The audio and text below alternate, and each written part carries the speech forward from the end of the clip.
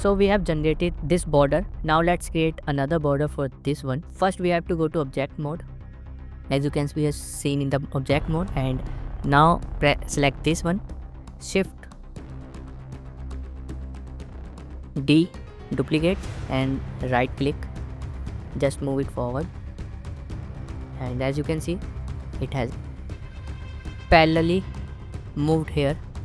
Now let's select, and with this one go to edit mode, select this edge tool and just select as, press X, which is a shortcut, press X and delete for edge. Now this delete X edge, select X, simply select the edge,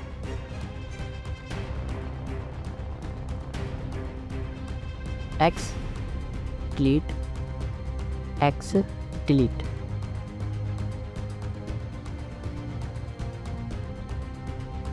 Delete, not this one, we are going to delete this one,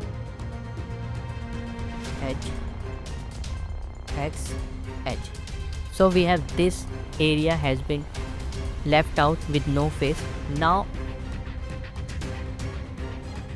press shift, select this edge, edge, edge and edge. We have selected all the edges. Now right click, fill. We have filled the edges, as you can see. Now press E, that is extrude, and extrude it a little bit.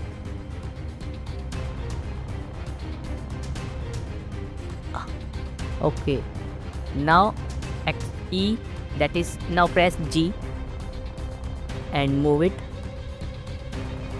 in the Y direction, little bit of Y direction, and press G again in the Z direction. Let's see if it's working or not. No, I don't like this one, and let's Control Z, press, I just Control Z till the first step that I have extruded. So right now there is no extrude. First let me tell you what is extrude. Once you press E, there will be extrude happen, and what this extrude is, it will just create another object above the object, but this object is connected to this one, but it has a separation between them. It is just like a loop cut. In the loop cut, we make a cut in between the object, and in the extrude we just create another object above that object. That's all. So right now let's make it extrude disappear, and simply go to object mode, make it, move it forward, press G and Z, move it forward.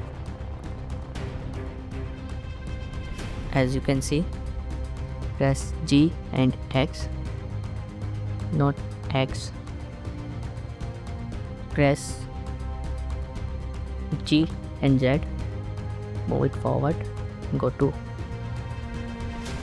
this one, press, go to edge mode, select edge, press G and Y, move it forward. That's all. Now let's make it, press tab, select this one. By selecting tab, I have just entered the object mode. Now let's go to transform mode, and I just have to select, press G and Z for the Z direction, and press G and Y for the Y direction. Now let's check if there is any gap here. We have, I think there is a little bit of gap, and move G and y direction. Got it. As you can see,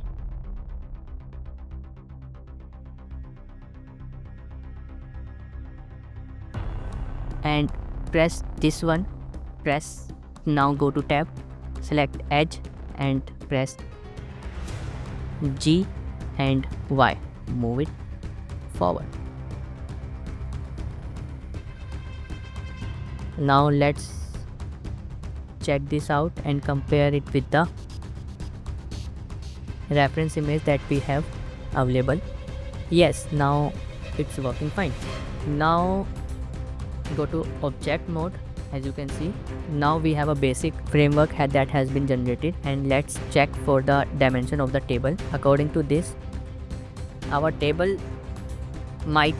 should be different, I think, because according to the size of the disk, our table should be in the dimension of little bit higher than that. So press shift plus A, mesh, add cube. Now let's move that cube and just make it a little bit in the dimension. As you can see, it is around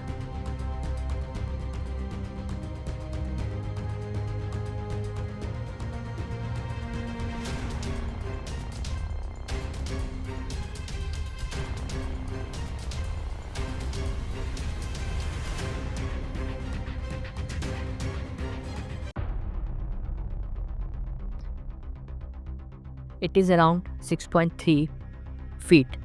So let's make it 2.5 feet in the height. Make it 2.5 feet, and I think it is not 2.5 feet, it is around 4.5 feet. Maybe no, it is around 2.5 feet. Why? Because of the dimension.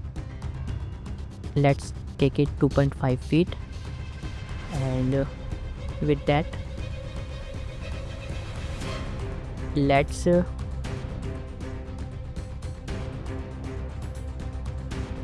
go to object mode, select edge and press G, make it Y to move into Y direction.